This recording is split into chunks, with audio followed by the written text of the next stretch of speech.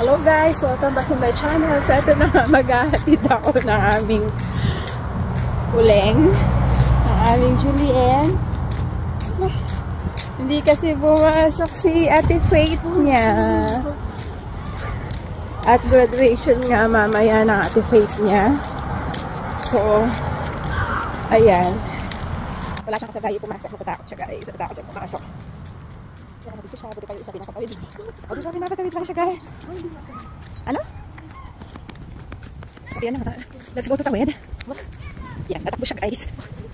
Actually, pwede naman hindi tumakbo kasi late na siya.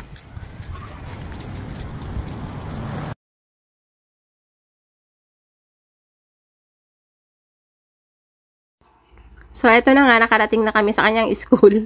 Yan. Diyan, tatawid pa siya guys. Diyan yung school niya sa Alexander Forbes.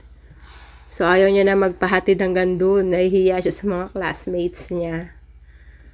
So, eto na nga guys, around 1:15 PM, graduation na ni Ate Faith. So, ayan, ganyan lang kasimple ang kanilang program. So, ayan din ang mga parents. Ganyan lang sila karami. Congratulations, Hannah De Leon.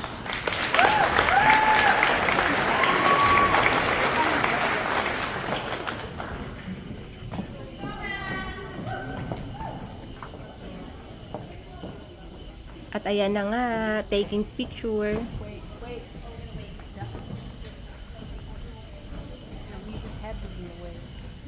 Okay.